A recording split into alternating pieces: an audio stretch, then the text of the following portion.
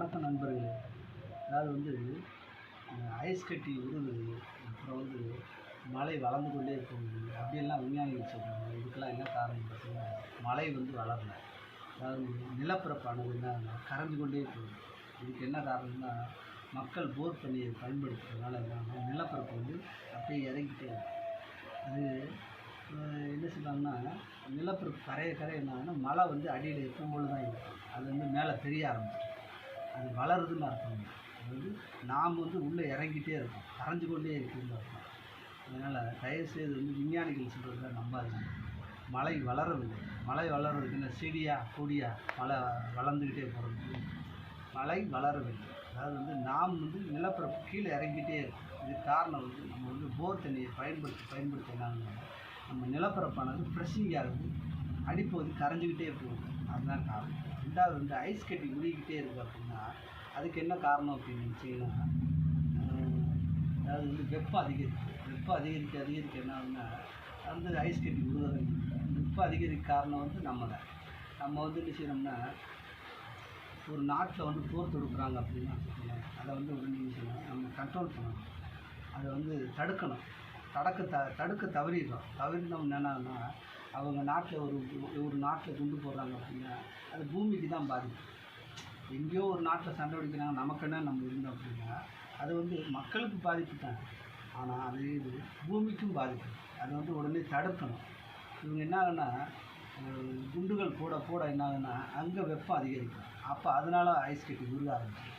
இது ஒரு பகுதி. அப்புறம் வந்து என்னென்னா, நாம் வந்து இந்த தகரம் இந்த மாதிரி அதாவது தாது பொருட்கள் மண்ணிலிருந்து எடுக்கக்கூடிய அந்த தாது பொருட்கள் அனைத்துமே வந்து வெப்பத்தை இழுக்கக்கூடிய தன்மை உடையது. அதனால் அது விஷயம் நம்ம வாகனங்கள், கார்கள், இப்படி எத்தனையோ வகையான இதை நம்ம பயன்படுத்துகிறோம். இது வந்து என்னன்னா எல்லாமே வந்து வெப்பத்தை இழுக்கக்கூடிய தன்மை உடையது. அது முதல்ல நம்ம மனசில்.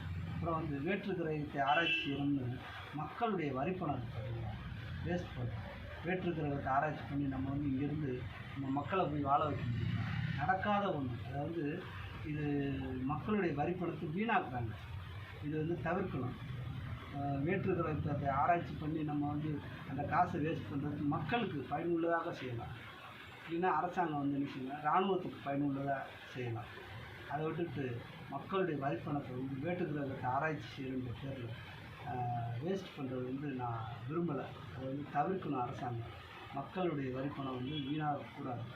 அதை வந்து மக்களுக்காக பயன்படுத்தணும்னு நான் நம்புகிறேன். வெப்பம் அதிகரிக்க காரணமே வந்து நம்ம தயவுசெய்து வந்து வெப்பத்தை அதிகரிக்க காரணம் வந்து நம்ம. அதனால் வந்து இந்த ஐஸ் கட்டி உருகாமல் இருக்கணும் அப்படின்னா நம்ம என்ன செய்யணும், வெப்பத்தை அதிகரிக்காமல் இருக்கிறதுக்கு நம்ம என்ன செய்யணும் அப்படிங்கிறத நம்ம பார்க்கணும். இந்த தகர சீட்டு, இந்த கம்பிகள், இந்த என்னென்ன தாது பொருட்கள் எடுத்து நம்ம என்னென்ன செய்யணுமோ அது பூரா வந்து வெப்பத்தை அதிகரிக்கக்கூடிய என்ன செய்யணும்னா நம்ம வெள்ளையாக மாற்றணும். வந்து கார்கள் எல்லாம் வாகனத்துக்கு டார்க் கலர் வச்சுருக்காங்க. இது வந்து என்ன செய்யணும், வெள்ளை பெயிண்டாக மாற்றணும். அப்புறம் வந்து வீடுகளில் பார்த்தீங்கன்னா வெளிப்பகுதியில் பார்த்தீங்கன்னா டைல்ஸ், பாட்டெக்ஸ், கிரனைட், கண்ணாடியெல்லாம் பதிச்சிருக்காங்க. இதெல்லாம் வந்து என்னென்னா வெயில் படக்கூடிய இடத்துல வந்து இந்த மாதிரி பொருட்கள் இருக்குது அப்படின்னு வச்சுக்கோங்க. இந்த மாதிரி கண்ணாடிகள்லாம் பதிச்சிருக்காங்க அப்படின்னா அதெல்லாம் வெப்பத்தை இழுக்கக்கூடிய தன்மை உடையது. இதை வந்து தவிர்க்கணும். வீடுகளுக்கு வெளிப்பகுதியில் வந்து கண்ணாடியெல்லாம் வைக்கிறது வந்து தவிர்க்கணும். இது வந்து வெப்பத்தை இழுக்கக்கூடிய தன்மை உடையது. அதனால் இதுதான் உண்மை. இதை வந்து தவிர்த்தோம்னா வச்சுக்கோங்க வெப்பம் அதிகரிக்கிறது. தீக்குழம்பு வந்து என்ன செய்யணும்னா, நம்ம வந்து ஒவ்வொரு நாடுகளும் என்ன செய்யணும், அதை முன்னெடுத்து நம்ம அதை எப்படி நம்ம அதை தடுக்கணும் அப்படின்னா, மழை பெய்யும்போது என்ன செய்யணும், பூமிக்கு அடியில் எங்கெங்கே தண்ணீர் போகுதோ அங்கங்கே என்ன செய்யணும், அதை அந்த அணைக்கட்டிலேருந்து வரக்கூடிய தண்ணீரை போர் பைப் மூலமாக அதாவது அந்த பைப் மூலமாக என்ன செய்யணும், அந்த தண்ணி அதுக்குள்ளே விடணும். விட்டோம்னா என்ன ஆகுனா பூமிக்கு அடியில் இருக்கக்கூடிய அந்த தீக்குழம்பு முழுமையாக அணைஞ்சிடும். இதை வந்து நம்ம மனுஷன் தொடர்ச்சியாக செய்யணும். பூமிக்கு அடியில் இப்போ வந்து திருநெல்வேலி பக்கத்தில் ஒரு கிராமத்தில் பார்த்திங்கன்னா கிணத்துக்குள்ளே தண்ணி போய்கிட்டே இருக்கும்.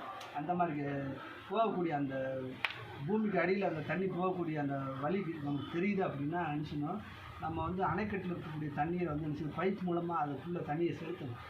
இது என்ன ஆகுன்னா தீக்குழம்புகள் வந்து பரவாமல் தடுக்கலாம். அந்த இது வந்து இந்த தண்ணி உள்ளே போயினா அப்படின்னா பூமிக்கு அடியில் இருக்கக்கூடிய அந்த தீக்குழம்பு அணைக்கும்.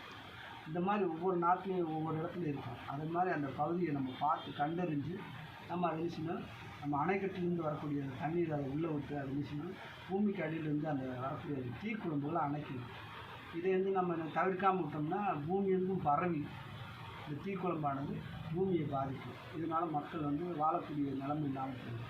தயவுசெய்து மனிதர்கள் நல்லபடியாக வாழணும் அப்படின்னு நினச்சிருந்தாங்க இந்த மாதிரியெல்லாம் நம்ம செய்யணும். செஞ்சாக்கு வெப்பத்தை அதிகரிக்கிறது தவிர்க்கலாம்.